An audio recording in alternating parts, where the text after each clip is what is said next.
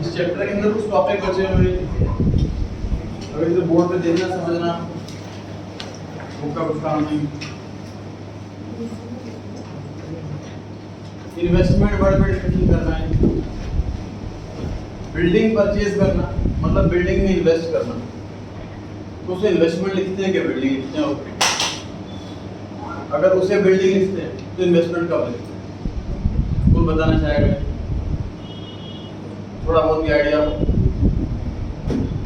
कुछ कंफ्यूजन है, कुछ गलत माइंड में है तो क्लियर हो जाए। करेक्ट। आउट ऑफ बिजनेस अगर पैसा इन्वेस्ट किया जाए तब हम इन्वेस्टमेंट वर्ड लिखते हैं। उसके अलावा अगर बिजनेस से रिलेटेड ही बिजनेस में यूज आने वाली आइटम्स में ही इन्वेस्ट कर रहे हैं तो हम इन्वेस्टमेंट वर्ड नहीं लिखते। जिस आइटम को परचेज कर रहे हैं उसी आइटम का नाम लिखते हैं। अगर पैसा मशीन में इन्वेस्ट करा है मशीनरी अकाउंट, अगर पैसा बिल्डिंग में इन्वेस्ट करा है बिल्डिंग अकाउंट।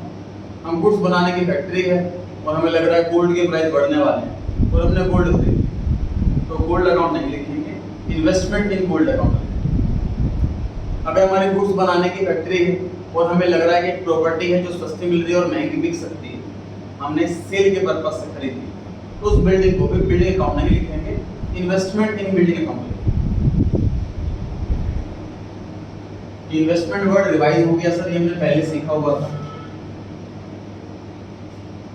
आज हम इन्वेस्टमेंट की दो कैटेगरी सीख रहे हैं, ट्रेड और non trade investment. Google chapter से ही रिलेटेड है ये concept.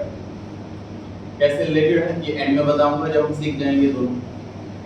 What is trade investment and what is non trade investment. Sir जिस बिजनेस में हम डील कर रहे हैं ना, उसी बिजनेस को एक्सटेंड करने के लिए अगर हमने कहीं पैसा इन्वेस्ट करा out of business, I repeat, अपने ही बिजनेस को एक्सटेंड करने के लिए हमने कहीं पैसा इन्वेस्ट करा out of the business, this is trade investment.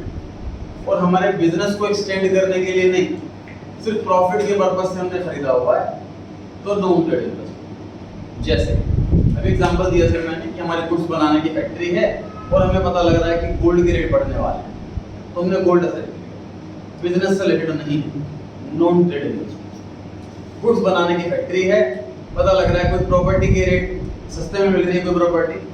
कई बार क्या होता है कि किसी के पास घर है और उसके पास मेडिकल इमरजेंसी आ गई है, कोई बड़ी बीमारी लग गई है जी घर में और उसको अर्जेंट पैसा चाहिए, तो वो अर्जेंट अपनी प्रॉपर्टी कम रेट में बेचने को रेडी है। तो ऐसे में किसी ने परचेज कर लिया तो फ्यूचर में इसको बेचूंगा कुछ महीने रुक कर, ये भी बिजनेस से रिलेटेड नहीं है, नॉन ट्रेड इन्वेस्टमेंट। तो सर ट्रेड इन्वेस्टमेंट कैसे होगा? एग्जांपल्स में फ्लिपकार्ट ने मिंत्रा को परचेज करा। मिंत्रा जो है वो सिर्फ फैशन कंपनी, गारमेंट्स नहीं बोलूँगा क्योंकि शूज वगैरह भी होते हैं, सिर्फ फैशन की कंपनी है। और जो फ्लिपकार्ट है वो हर चीज़ की कंपनी है।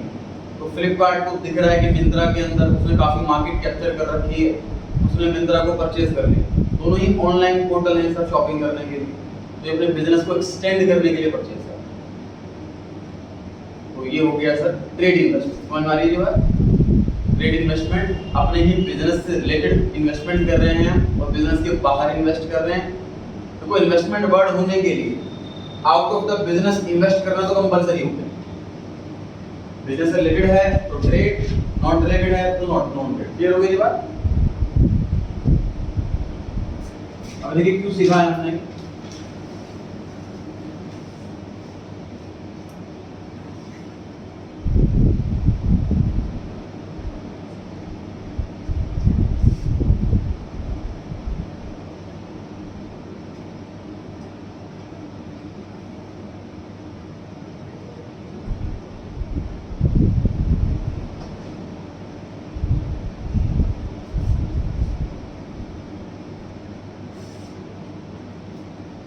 बैलेंस शीट दे रखी है सर, कैश है, मशीनरी है, क्रेडिटर है और कैपिटल। और बैलेंस शीट देने के बाद हमें गुडविल निकालनी है, उसको प्रॉफिट मेथड।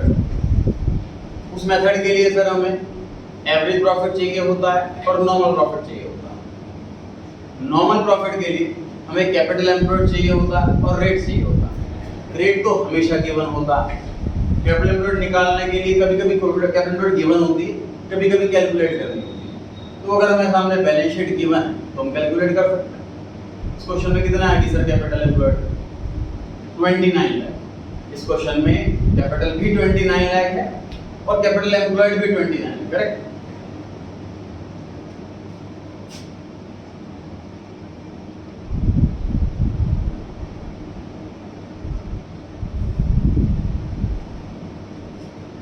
अब बताएं सर कैपिटल कितनी है? कैपिटल है 10 लाख और कैपिटल एम्प्लॉयड कितनी है? 20 लाख। कैपिटल एम्प्लॉयड है 20 lakh. Capital employed means total पैसा बिजनेस में कितना लगा रखा है, चाहे खुद का या कर दे।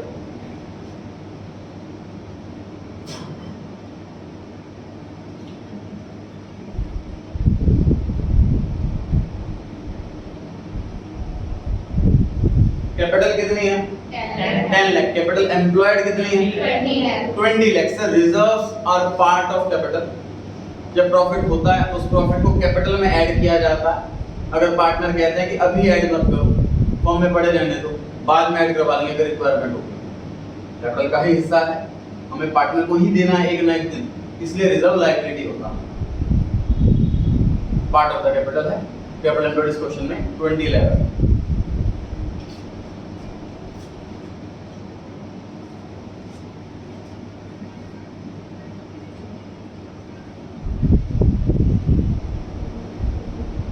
सेम क्वेश्चन सर, कैपिटल कितनी है?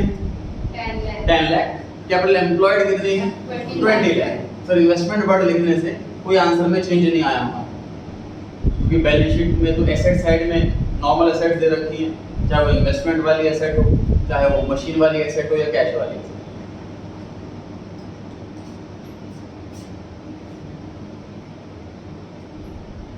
Non trade investment 5 lakh.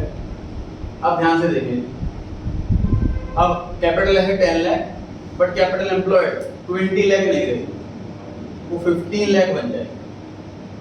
समझे मजा क्या है? फिर asset side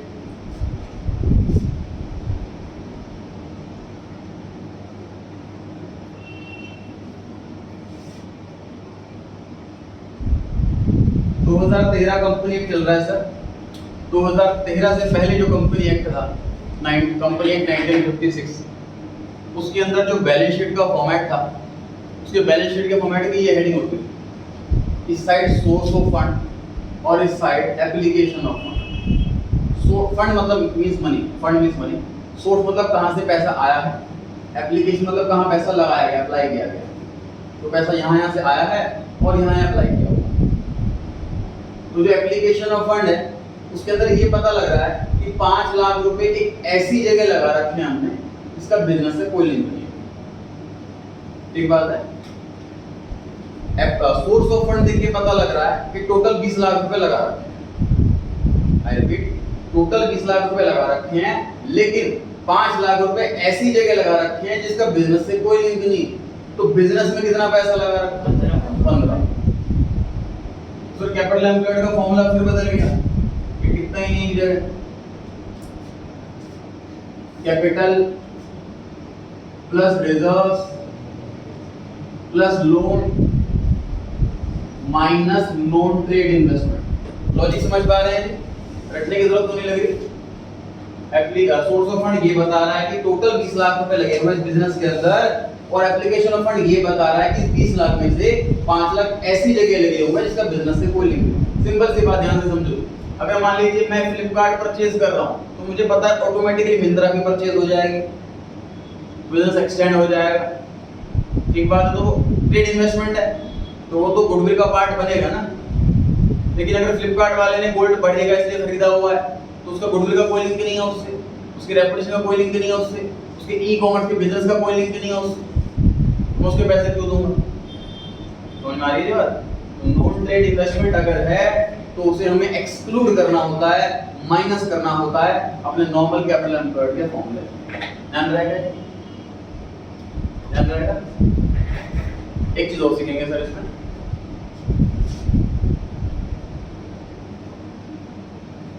effort, revenue, expenditure.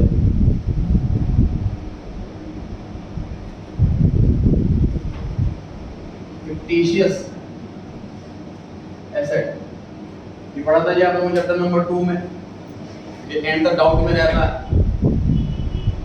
fictitious asset किसे कहते हैं सर? जिस एसेट की रियलाइजेबल वैल्यू 0 की लास्ट तक में सीखा था। डेफर्ड रेवेन्यू एक्सपेंडिचर किसे कहते हैं सर? रेवेन्यू एक्सपेंडिचर का मतलब समझ लो जी, नॉर्मल एक्सपेंस, जैसे सैलरी पे करना, नॉर्मल एक्सपेंस। रेवेन्यू एक्सपेंडिचर का मतलब नॉर्मल एक्सपेंस।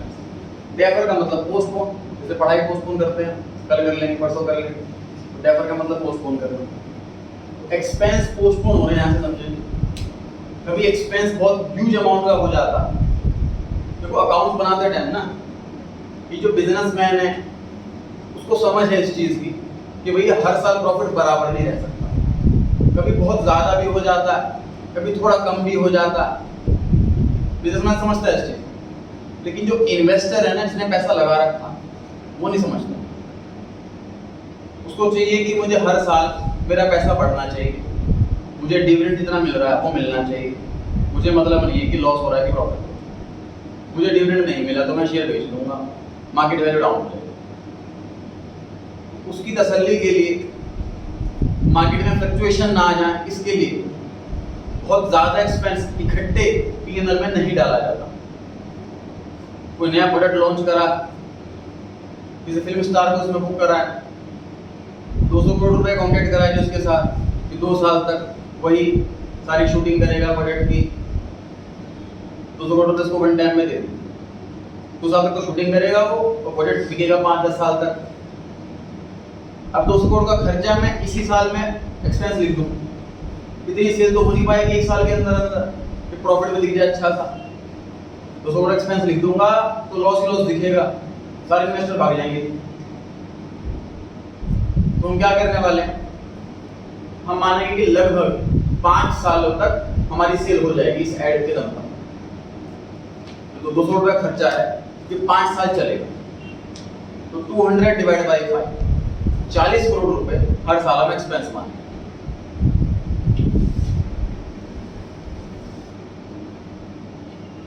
अब ध्यान से देखेंगे, अकाउंटिंग ईयर मान लेते हैं 16-17 में हमने ये वाला काम करवाया, तो हम 40 करोड़ रुपए तो एक्सपेंस मान लेंगे।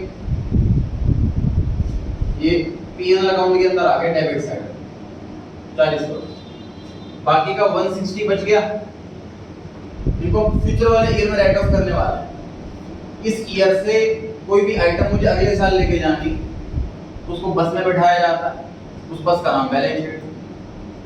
उस बस में 3 लोग बैठ सकते हैं, एसेट, लायबिलिटी और कैपिटल। लेकिन ये तीनों में से कोई भी नहीं, ये तो एक्सपेंस है, तो इसे तीनों में से कोई ना कोई एक बना के बैठाना पड़ेगा। क्या बनाया इसको? एसेट बना। एसेट ही क्यों बनाया? क्योंकि एसेट और एक्सपेंस दोनों का डेबिट नेचर होगा, ठीक है। तो 160 करोड़ को मैं बैलेंस शीट में एज एन एसेट बना करके ले जाऊंगा। फिर नेक्स्ट ईयर क्या होगा, 2017-18 में 160 में से 40 करोड़ तो पीएनएल में आ जाएगा एज एन एक्सपेंस। फिर कितना बच गया? 120 बच गया, इसे फिर एसेट बनाना पड़ेगा, ऐसे चलता रहेगा 4 साल।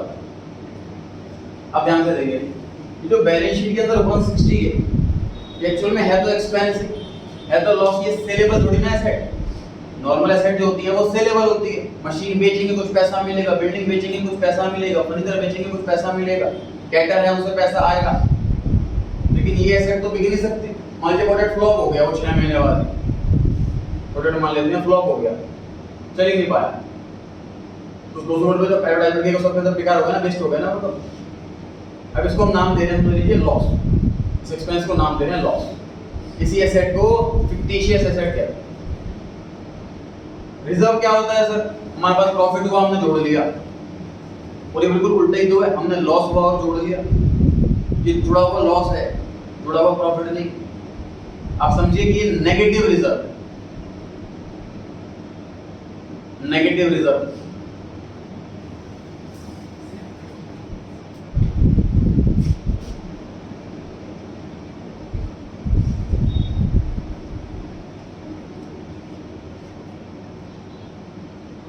Deferred revenue expenditure 2 lakh. अब देख के पता लग रहा है कि सर टोटल एसेट्स तो 30 लाख की हैं, बट इसमें से 5 लाख की तो बिजनेस के बाहर लगा रखी है और 2 लाख रुपए की तो रियल में एसेट है ही नहीं। तो ऐसी दोनों एसेट्स को हम भगा देते हैं अपने फॉर्मूले में, कैपिटल एम्प्लॉयड में से माइनस कर देते हैं। कौन सी दो टाइप की एसेट माइनस करते हैं? एक तो फिक्टिशियस एसेट, कई नामों से आएगी ये, फिक्टिशियस एसेट के नाम से, डेफर्ड रेवेन्यू एक्सपेंडिचर के नाम से, या इसके अंदर जो एग्जांपल आता है एडवर्टाइजमेंट सस्पेंस, इस नाम से। सारे नेगेटिव रिजर्व्स हैं, नेगेटिव रिजर्व्स हैं सारे एक्सपेंसेस एंड लॉसेस हैं, इन सभी को माइनस किया जाएगा। रिजर्व होंगे तो प्लस किया जाएगा, इन्वेस्टमेंट नॉन ट्रेड होगी तो माइनस किया जाएगा, लोन होगा तो प्लस किया जाएगा। रिकरेक्स निकल के आ गया ऐसा complete formula, capital plus reserve plus lone minus non trade investment और माइनस फिक्टिशियस एसेट।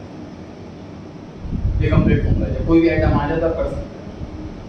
जनरली ऐसा क्वेश्चन जो है बैलेंस शीट वाला क्वेश्चन लॉन्ग क्वेश्चन होता है, इस चैप्टर में से लॉन्ग क्वेश्चन कई सालों से नहीं आ रहा, इसलिए इस टॉपिक पे मैंने 2 साल से डिस्कस करना बंद कर दिया था, क्योंकि कुछ स्टूडेंट्स का डाउट आया इस पर, इसे डिस्कस कर रहा हूँ।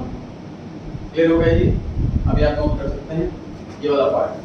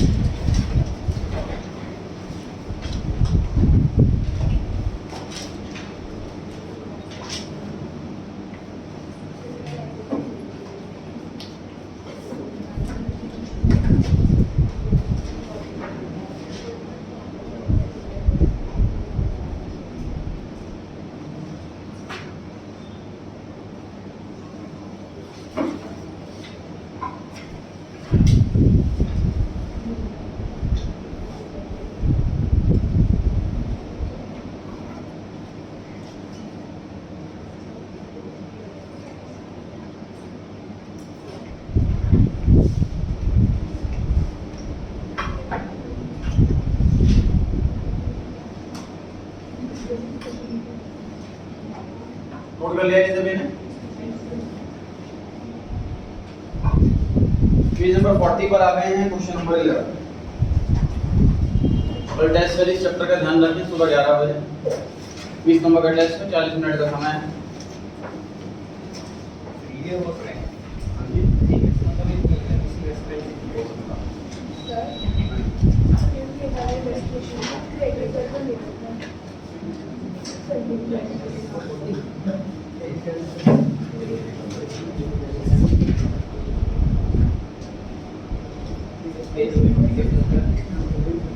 क्वेश्चन नंबर क्या? ध्यान से देखिए बोर्ड पर।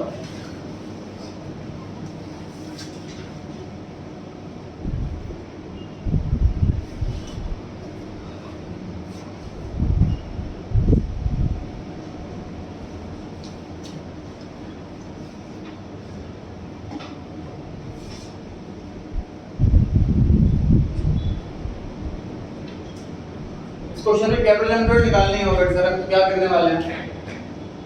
हम कैपिटल और रिजर्व को ऐड कर देंगे, करेक्ट है? कैपिटल एम्प्लॉयड आ जाएगा। दूसरा तरीका, ये सारी एसेट्स को जोड़ देते हैं और उसमें से क्रेडिटर माइनस कर देते हैं, तो आ जाएगा। इन दो हमें टोटल आंसर 5 लाना है, कैपिटल एम्प्लॉयड 5 है, तो 2 + 3 करके लिखूं 5 तो भी यही आएगा। तो 4 + 3 + 2 - 4 ऐसे करके करो तो भी 5 ही आएगा।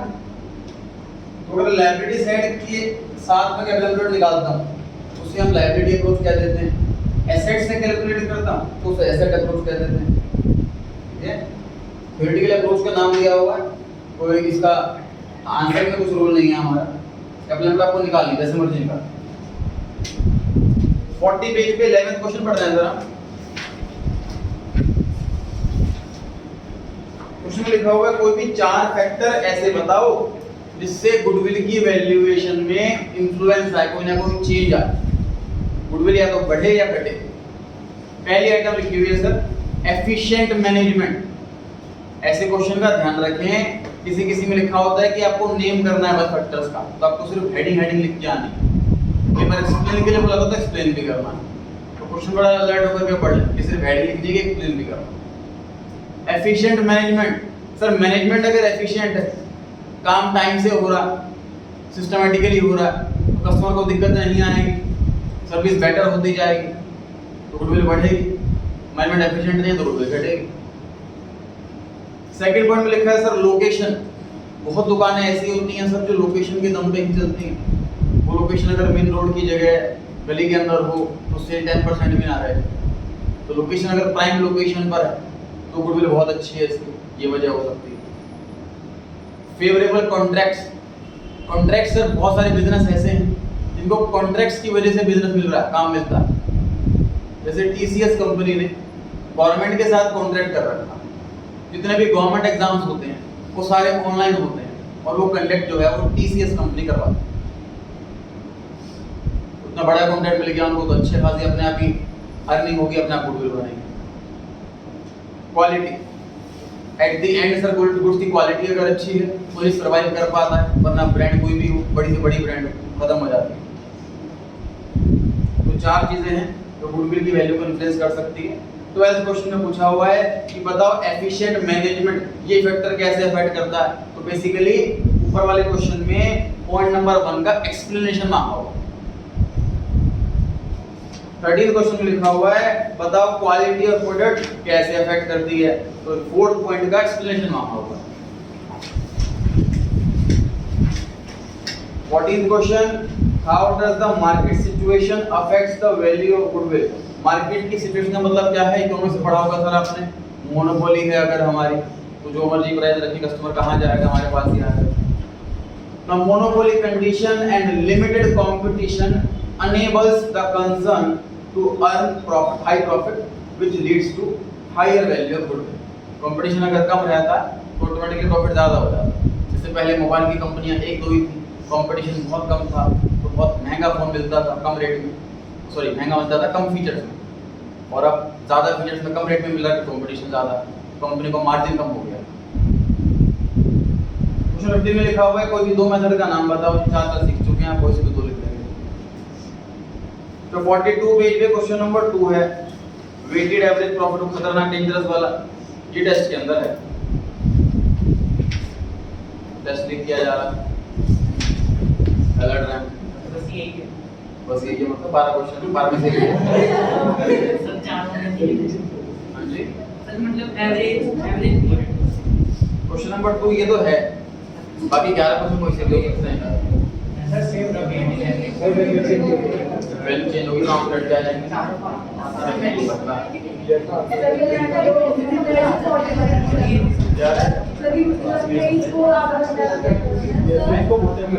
और एक और हिंट दे देता हूं, पिछले पेज पे 5th क्वेश्चन, पिछले पेज पे 5th क्वेश्चन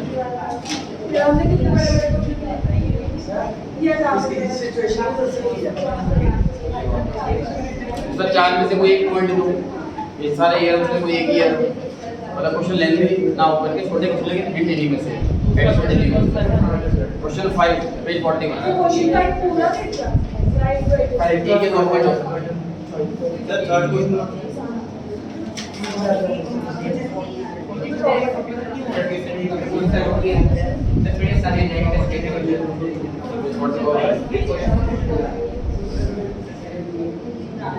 पेज 44 पे क्वेश्चन नंबर 4 थर्ड क्वेश्चन इसमें से पेज 44 क्वेश्चन नंबर 4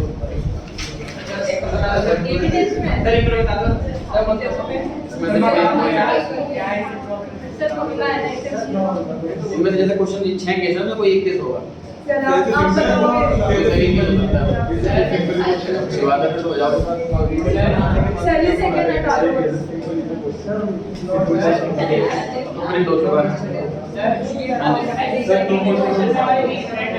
क्वेश्चन इतने लंबे नहीं, क्वेश्चन छोटे हैं, एडजस्टमेंट कम दी हुई लेकिन इसी में से दी हुई।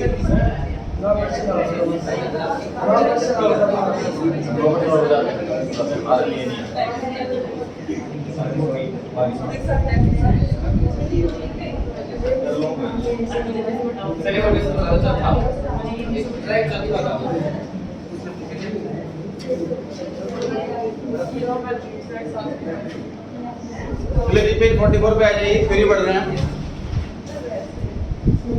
कुछ क्वेश्चन ऐसे हैं जिसमें माइंड लगाना है, सीधा सीधा आंसर नहीं, पढ़ते हैं एक बार। 44 पेज पे एमसीक्यू में पहला क्वेश्चन पढ़े sir, an asset which is not fictitious but intangible and have realizable value। से बड़ा आसान आंसर है, गुडविल आपको पता है। Second question, extra amount over and above saleable values of identifiable assets. तो एसेट आइडेंटिफाई हो सकती है मतलब टेंजिबल। आइडेंटिफिएबल का मीनिंग मैंने ब्रैकेट में लिखा हुआ है ग्रीन कलर से, टेंजिबल मतलब आइडेंटिफिएबल। दैट कुड फैच मतलब कि by selling an existing firm as a going concern। क्या मतलब है सर? अगर हम अपना बिजनेस बंद कर देते हैं तो हमारी गुडविल नहीं सेल हो सकती। अगर हम अपना रनिंग बिजनेस बेच देते हैं किसी और को, चलता हुआ बिजनेस बेच देते हैं किसी और को, तो गुडविल सेल हो सकती है। नोकिया कंपनी का जो मोबाइल आता था, माइक्रोसॉफ्ट ने परचेज किया तो उसके गुडविल के पैसे मिले। वो बिजनेस बंद कर देते तो नहीं मिलते गुडविल के पैसे, मतलब एसेट के पैसे तो तब भी मिलते नहीं, गुडविल के नहीं मिलते। क्वेश्चन नंबर 1 और 2 में तो सर आंसर गुडविल ही है। क्वेश्चन एग्जाम में तो पक्का होगा नहीं, टेस्ट में ये पक्का ये नहीं है, ये हिंट दे रहा हूं। क्वेश्चन नंबर 3 पे आ जाते हैं। अच्छा 3 से पहले 6 क्वेश्चन पर आइए फटाफट से। When goodwill is withdrawn by the partners dash account is credited.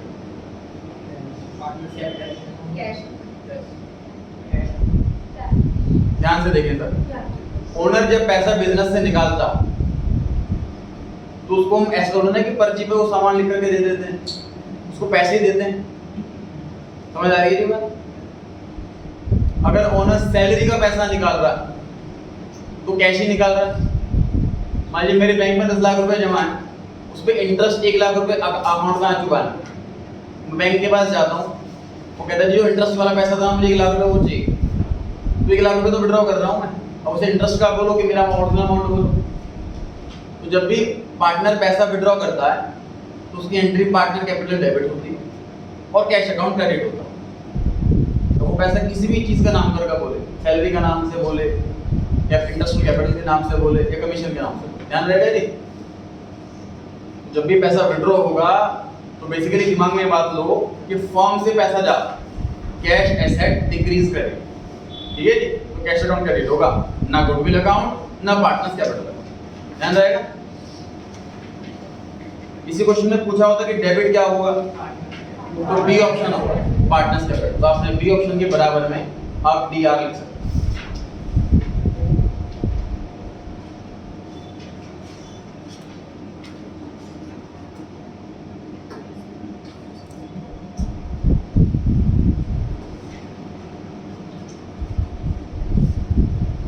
Third question में लिखा हुआ है, सेम पेज पे थर्ड क्वेश्चन में लिखा हुआ है कि गुडविल अकाउंट मान लेते नहीं है बुक्स में, और गुडविल हमें रेज करना मतलब बुक्स में रिकॉर्ड करना। तो गुडविल बताइए पांचों में से क्या होता? एसेट। एसेट को रिकॉर्ड किया जाता है तो क्या क्या किया था, डेबिट या क्रेडिट? डेबिट। कितना आसान आंसर। तो dash account will be debited. कौन सा अकाउंट डेबिट करें? गुडविल अकाउंट डेबिट करें। ये भी टेस्ट में नहीं सर, एक मैं पूछे डाउट पूछना।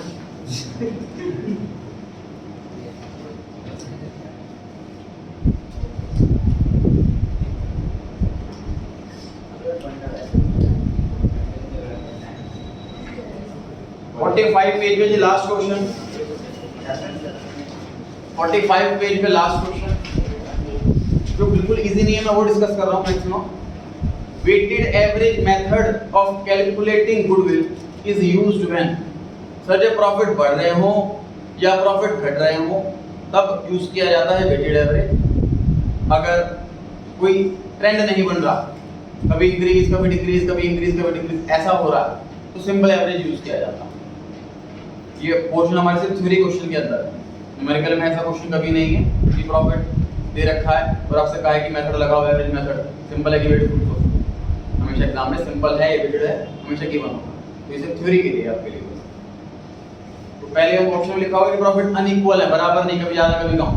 बी में लिखा है बढ़ रहे हैं, सी में लिखा है घट रहे हैं, तो दोनों में ही बी और सी दोनों में ही ट्रेंड बन रहा है, दोनों में ही वेटेड एवरेज होगा, तो डी ऑप्शन आंसर होगा।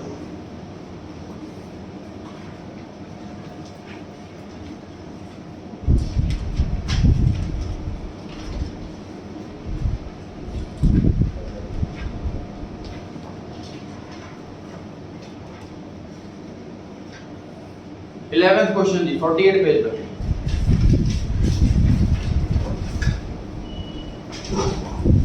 The net assets of a firm including fictitious assets of 5,000 are 85,000। Total assets 85,000 है, इसमें से फिक्टिशियस जुड़ी हुई है। अब देखो एसेट के आगे एक वर्ड लगा रखा है नेट एसेट्स। नेट वर्ड का मीनिंग क्या हो गया, इसमें से लायबिलिटी भी माइनस हो चुकी है। सर एसेट में से अगर लायबिलिटी भी माइनस हो जाए तो कैपिटल एम्प्लॉयड तो बची। तो जब ये नेट एसेट दे रखा हो मतलब वो कैपिटल एम्प्लॉयड है, ठीक है। लेकिन क्वेश्चन में ये भी लिखा हुआ है कि इसके अंदर 5,000 रुपए की फिक्टिशियस एसेट जुड़ी हुई, तो वो माइनस कर देंगे, तो कैपिटल एम्प्लॉयड बच जाएगी 80,000। अब question normal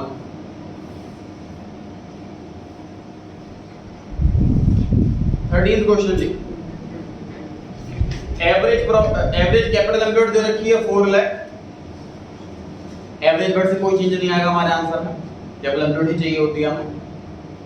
normal rate of return 15%, average profit 80,000, remuneration 10,000। तो बताइए एवरेज प्रॉफिट कितना हो गया 70,000। रेम्यूनरेशन हमेशा माइनस करनी है एवरेज प्रॉफिट में से बिना कर।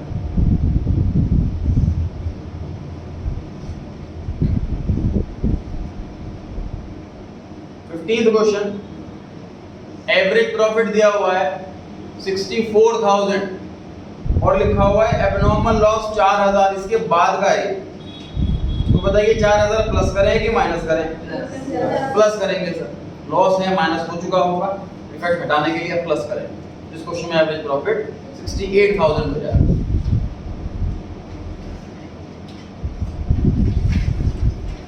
नेक्स्ट पेज पर आ गए सबसे ऊपर वाला क्वेश्चन 18th क्वेश्चन।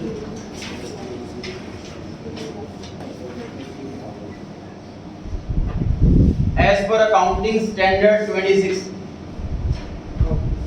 पहला पॉइंट, परचेज गुडविल को बुक्स में रिकॉर्ड किया जाता है। सही लिखा है कि गलत लिखा है? सही है, सही लिखा है। परचेज गुडविल को बुक्स में रिकॉर्ड किया जाता है। बी ऑप्शन में लिखा हुआ है कि सेल्फ जनरेटेड गुडविल को बुक्स में रिकॉर्ड किया जाता है, गलत लिखा। सी ऑप्शन, परचेज हो चाहे सेल्फ जनरेटेड हो दोनों को रिकॉर्ड किया जाता है, ये भी गलत है। डी ऑप्शन आंसर है।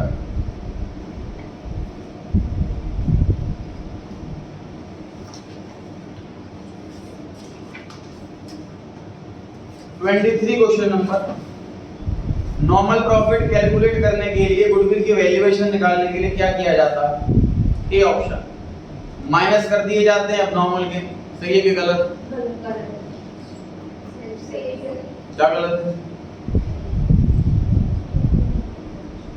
हम नॉर्मल गेन है ऐड हो चुका होगा पहले, माइनस ही तो करेंगे। बी ऑप्शन, अब नॉर्मल लॉस ऐड कर दें। सही लिखा कि गलत लिखा? सही लिखा। सी ऑप्शन, अब नॉर्मल गेन माइनस कर दो, अब नॉर्मल लॉस प्लस कर दो, दोनों काम कर दो। सही लिखा है, सी ज्यादा सही आंसर है। इसने ए गलत बोला था, शायद आंसर में देख के बोला होगा, यहाँ आंसर में सी दे रखा, ए और बी को गलत बोलना। ए भी सही है, बी भी सही है, लेकिन सी ज्यादा सही है, इसलिए सी पर टिक लगा।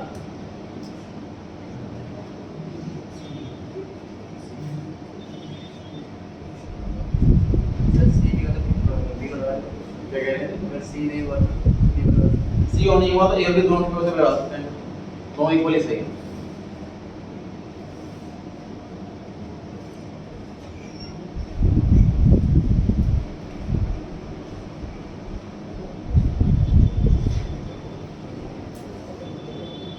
ट्रू फॉल्स पर आ गए जी हम। पहला question, efficiency of management does not affect the goodwill of a firm. तो ये जो चीजें अफेक्ट करती हैं गुडविल को, वो 4 पॉइंट पढ़े थे हम, उसमें से पहला पॉइंट यही था, तो गुडविल को अफेक्ट करता, इसलिए फॉल्स हो गया। सेकंड, परचेज गुडविल में अराइज ऑन एक्विजिशन, एक्विजिशन मतलब purchase, on acquisition of an existing business firm. चलते हुए बिजनेस फर्म को अगर हम खरीद रहे हैं तभी गुडविल परचेज वाली होगी। अगर अपना बिजनेस ही चला रहे हैं तो परचेज वाली नहीं होगी, तब होगी सेल्फ जनरेटेड। तो ये बात सही लिखी हुई, ट्रू आंसर आ गया। Third question, goodwill can be defined as the present value of anticipated profits. Goodwill sir हम जो कैलकुलेट कर रहे हैं वो क्यों कैलकुलेट कर रहे हैं, हम ये मान करके चल रहे हैं कि फ्यूचर में हमें लगभग कितना प्रॉफिट तो हो ही जाएगा। एंटीसिपेटेड फ्यूचर प्रॉफिट्स की एक्सपेक्टेड वैल्यू के बराबर है गुडविल। सही लिखा है, true. Self generated goodwill is recorded, आगे पढ़ने की जरूरत नहीं है, फॉल्स हो गया, ये रिकॉर्ड करते ही नहीं। फिर under capitalisation of super profit method, goodwill कैसे कैलकुलेट करते हैं, कैपिटलाइज कर देते हैं सुपर प्रॉफिट को, कौन से बेस पर, नॉर्मल रेट ऑफ रिटर्न, जो क्वेश्चन के अंदर गिवन होता है रेट ऑफ रिटर्न, उसी के बेस पर।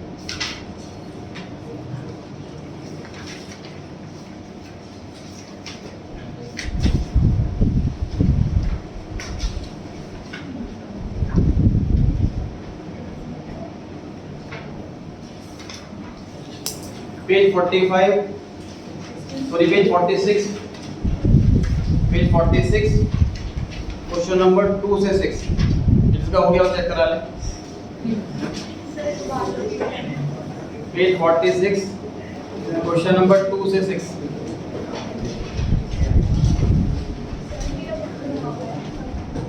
कैसे करके लाए, अगले पेज की दिखाओ, उससे अगले पेज की,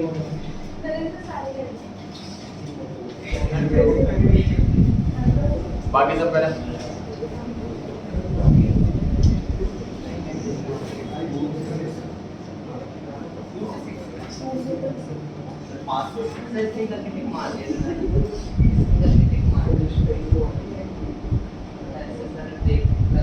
अगले पेज वाले करें।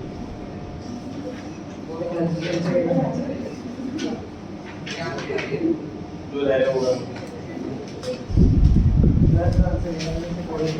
एमसीक्यू सारे चेक कराने चाहिए आप लोगों ने, छुट्टी हो चुकी है मेरे साइड से, आप लोग क्लियर कर रहे हैं सिर्फ न्यूमेरिकल। 2 से 6 बोला था, 2 से 6 इसके बाद बोलूंगा ना अगले वाले,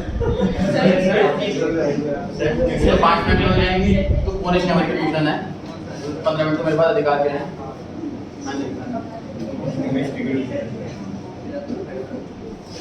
एमसीक्यू न्यूमेरिकल सारे चेक कराने हैं, आंसर दे रखे हैं तो इसमें सॉल्यूशन चाहिए, आंसर नहीं चाहिए।